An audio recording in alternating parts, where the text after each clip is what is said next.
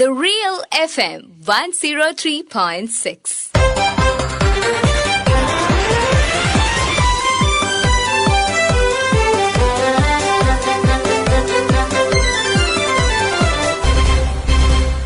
ശ്രദ്ധ.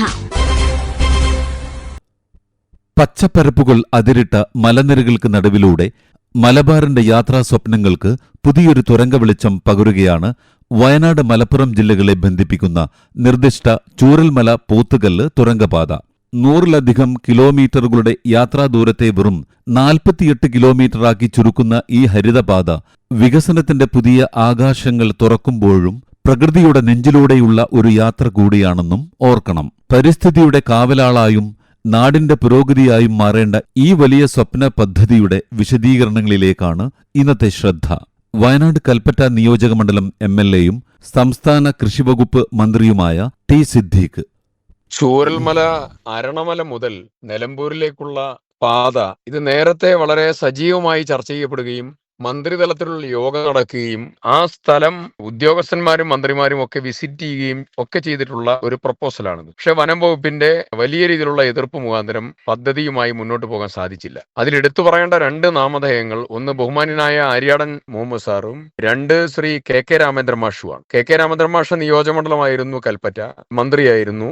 മന്ത്രി തന്നെ ആയിരുന്ന ആര്യാടൻ സാറ് അദ്ദേഹത്തിന്റെ നിയോജകമണ്ഡലമായിരുന്നു നിലമ്പൂർ. രണ്ടുപേരും ഒരുമിച്ചിരിക്കുകയും തീക്ഷ്ണമായ പരിശ്രമങ്ങൾ നടത്തിയിട്ടും മുന്നോട്ട് പോകാൻ സാധിക്കാതിരുന്ന പദ്ധതിയാണ്.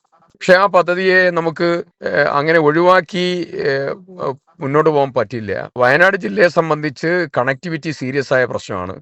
ചുരം ബൈപ്പാസ്, അതുപോലെ പടിഞ്ഞാറത്തറ പൂഴിത്തോട് റോഡ് ഉൾപ്പെടെ അതിപ്രധാനമായിട്ടുള്ള ബദൽ പാതയ്ക്കും പുതിയ പാതയ്ക്കും വേണ്ടിയുള്ള ഡിമാൻഡും അതിന്റെ പ്രക്ഷോഭങ്ങളും മുൻകൂട്ടി അതിനുവേണ്ടിയുള്ള തയ്യാറെടുപ്പും പരിപാടികളും ഒക്കെ ആയിട്ട് ഞങ്ങൾ എല്ലാവരും പോയിക്കൊണ്ടിരിക്കുകയാണ്. ആ സമയത്ത് തന്നെയാണ് പുതിയ പാതയെക്കുറിച്ചുള്ള ചർച്ചയും. ഇതില് ബാംഗ്ലൂരിൽ നിന്ന് കൊച്ചിയിലേക്കുള്ളതായ ദൂരം വളരെ ഗണ്യമായി കുറയുന്നു. അതുപോലെ നിലമ്പൂർ ഭാഗവുമായി ബന്ധപ്പെട്ടുകൊണ്ടുള്ള ദൂരത്തിന്റെയും ഗണ്യമായ കുറവുണ്ടാകുന്നു. ബദൽ പാത, ഒരു ആൾട്ടർനേറ്റീവ് റോഡ് വയനാട് ജില്ലയിലേക്ക് വരാൻ, ജില്ലയിലൂടെ ബാംഗ്ലൂരിലേക്ക് യാത്ര ചെയ്യാൻ ഇന്റർ സ്റ്റേറ്റ് കണക്ടിവിറ്റിയായി ഡെവലപ്പ് ചെയ്യുന്നു എന്നുള്ളത് ഏറ്റവും പ്രധാനപ്പെട്ട ഒരു കാര്യമാണ്. അപ്പൊ അതിന്റെ സാധ്യതകൾ സർക്കാർ വിലയിരുത്തുകയാണ്. ആ സാധ്യതകൾ നോക്കി അതുമായി പദ്ധതി ഏതൊക്കെ തലത്തിൽ വയബിലിറ്റി തലത്തിലേക്ക് കൊണ്ടുവരാമോ അതിനുള്ള സാധ്യതകൾ സർക്കാർ തലത്തിൽ ആലോചിക്കും. നേരത്തെ നമ്മുടെ ഹിൽ ഹൈവേയുടെ അലൈൻമെന്റ് ഫിക്സ് ചെയ്തത് ഈ റോഡായിരുന്നു. പക്ഷേ അത് നമുക്ക് അങ്ങനെ മുന്നോട്ട് പോകാൻ പറ്റിയില്ല.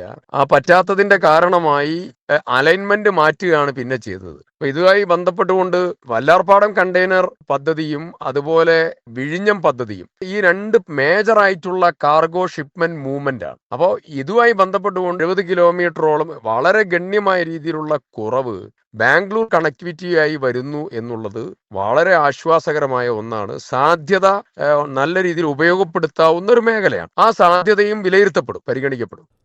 ഉരുൾപൊട്ടൽ മേഖലയിലെ തുരങ്ക നിർമ്മാണം പ്രകൃതിയെ വെല്ലുവിളിക്കുന്ന വികസനമാണെന്നും ഇത് മലനിരകളുടെ നിലനിൽപ്പിനെയാണ് ബാധിക്കുന്നതെന്നും അഭിപ്രായപ്പെടുന്നു പരിസ്ഥിതി പ്രവർത്തകൻ EP അനിൽകുമാർ. പോത്തുകല്ല്, കല്ലാടി, മേപ്പാടി വഴിയുള്ള തുരങ്കപാത വയനാട്ടിൽ വലിയ വികസന സാധ്യതകൾ തുറന്നു കിട്ടും എന്ന് പറഞ്ഞുകൊണ്ടാണ് കഴിഞ്ഞ സർക്കാരിന്റെ കാലത്ത് അതിന്റെ ഉദ്ഘാടനം നടന്നത്. പ്രസ്തുത പാതയുടെ പണി സജീവമായി മുന്നോട്ട് കൊണ്ടുപോകുമെന്ന് വയനാട്ടിൽ നിന്നുള്ള മന്ത്രി ആവർത്തിച്ചു പറയുമ്പോൾ ഈ പാത സൃഷ്ടിക്കുന്ന പാരിസ്ഥിതികവും മറ്റുമായ ആഘാതങ്ങളെപ്പറ്റി എന്തുകൊണ്ടാണ് ജനപ്രതിനിധികൾ ഗൗരവതരമായി ചിന്തിക്കാത്തതെന്നാണ് പ്രശ്നം. ഏതാണ്ട് 2500 കോടി രൂപ മുതൽ മുടക്കി പുതിയ പാത നിർമ്മിക്കുമ്പോൾ ഏകദേശം 8 കിലോമീറ്ററോളം വനഭൂമിയിലൂടെ ഈ പുതിയ പാതയ്ക്ക് കടന്നു പോകേണ്ടി വരുന്നു. ഉരുൾപൊട്ടൽ സാധ്യത വളരെയധികം ഉള്ള, ഇതിനു മുമ്പ് ഉരുൾപൊട്ടൽ ഉണ്ടായ പോത്തുകല്ല്, ചൂരൽമല തുടങ്ങിയ പ്രദേശങ്ങളിൽ നിന്നും ഒട്ടും അകലെയല്ലാതെ നിർമ്മാണങ്ങൾ നടക്കുന്നത് ഏറ്റവും പുതിയ സാങ്കേതിക വിദ്യ കൊണ്ടാണെങ്കിൽ പോലും അത് എങ്ങനെയായിരിക്കും ആ ഭൂപ്രദേശത്തെ ബാധിക്കുക എന്നത് വളരെ ഉത്കണ്ഠാകുലമായ ഒരു യാഥാർത്ഥ്യമാണ്. ആനത്താര സ്ഥിതി ചെയ്യുന്ന കേരളത്തിൽ ഏറ്റവും കൂടുതൽ മഴ പെയ്യുന്ന ഇടങ്ങളിൽ ഒന്നായ വെള്ളരിമലയുടെ ചില പ്രധാനപ്പെട്ട കേന്ദ്രങ്ങളിൽ അതിൻ്റെ സ്വാഭാവികമായ നിലനിൽപ്പിന് തടസ്സം സൃഷ്ടിക്കുന്നതാണ് ഈ തുരങ്കപാതയെന്ന് പരിസ്ഥിതി പ്രവർത്തകർ ഉത്കണ്ഠപ്പെടുന്നുണ്ട്. വയനാട്ടിൽ മാത്രം കണ്ടുവരുന്ന ചില പക്ഷികളുടെ ആവാസ വ്യവസ്ഥയ്ക്കും തടസ്സം ഉണ്ടാകുമെന്ന് പറയുമ്പോൾ ഈ പാത ഒട്ടേറെ സൗകര്യങ്ങളാണ് വയനാട്ടിൽ ഉണ്ടാക്കി തരാൻ പോകുന്നതെന്ന വാദമാണ് ഈ പാതയുമായി ബന്ധപ്പെട്ട് നിൽക്കുന്നവർക്കും ഒട്ടുമിക്ക രാഷ്ട്രീയ നേതാക്കന്മാർക്കുമുള്ളത്.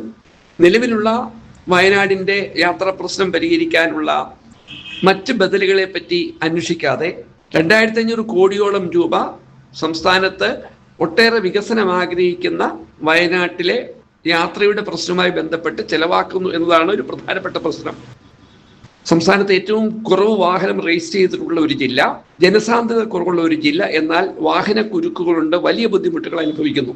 നിലവിലുള്ള 5 റോഡുകളുടെ വീതി കൂട്ടാനുള്ള വനം വകുപ്പ് നൽകിയ അനുവാദത്തെ ഉപയോഗപ്പെടുത്തുകയും ടൂറിസ്റ്റുകളുടെ വാഹനങ്ങൾ പാർക്ക് ചെയ്യുവാൻ അടിവാരത്തും മറ്റും അവസരമുണ്ടാക്കി ടൂറിസ്റ്റുകളെ പബ്ലിക് ട്രാൻസ്പോർട്ട് സിസ്റ്റം ഉപയോഗിച്ച് റാപ്പിഡ് ട്രാൻസ്പോർട്ട് രീതിയിൽ ടൂറിസ്റ്റ് സ്പോട്ടുകളിൽ പൊതുവാഹനങ്ങളിലൂടെ എത്തിക്കാനുള്ള സംവിധാനം ഒരുക്കുകയും ചെയ്താൽ നിലവിലുള്ള യാത്രാ കുരുക്കുകൾക്ക് ഒരു പരിധിവരെ പരിഹാരം കാണാൻ കഴിയും. ഒപ്പമാണ് ട്രക്കുകൾക്ക് വേണ്ടി ചില പ്രത്യേക സമയത്ത് 2 പാതകളെങ്കിലും പ്രത്യേക സമയം അനുവദിച്ചുകൊണ്ട് യാത്രയിൽ പരമാവധി ട്രക്കുകളെ കടത്തിവിട്ടാൽ ട്രക്കുകൾ ഉണ്ടാക്കുന്ന യാത്രാ കുരുക്കും പരിഹരിക്കാൻ കഴിയും.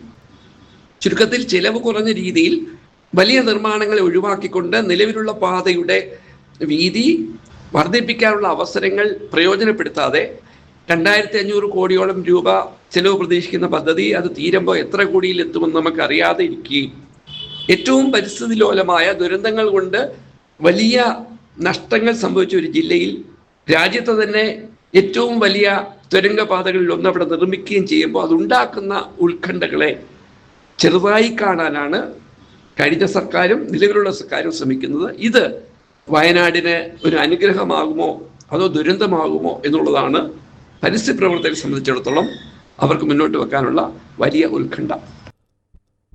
കാഴ്ചകൾ മറയ്ക്കുന്ന തുരങ്കമല്ല, മറിച്ച് മലയും കുന്നും നിറഞ്ഞ പ്രകൃതിയാണ് സഞ്ചാരികൾക്ക് വേണ്ടത്.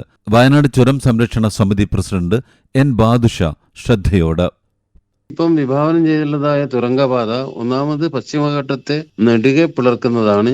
അത് ആനത്താരുകളെ ഭംഗപ്പെടുത്തും. സ്ഥിരമായി കഴിഞ്ഞ 10-30 വർഷമായിട്ട് മണ്ണിടിച്ചിലുകളും ഉരുൾപൊട്ടലുകളും നടന്നുകൊണ്ടിരിക്കുന്നതായ ഒരു പ്രദേശമാണ്. അതുകൊണ്ട് തന്നെ ധാരാളം കാടുകളുണ്ട്. തുരങ്കപാത വരുന്നതോടുകൂടി ഉണ്ടാകാവുന്ന പാരിസ്ഥിതിക നാശത്തെക്കുറിച്ച് യാതൊരു സ്റ്റഡിയും നടന്നിട്ടില്ല. അതിൻ്റെ പാരിസ്ഥിതിക പ്രത്യാഘാതങ്ങളെ കുറിച്ച് ഒരു സ്റ്റഡിയും നടന്നിട്ടില്ല.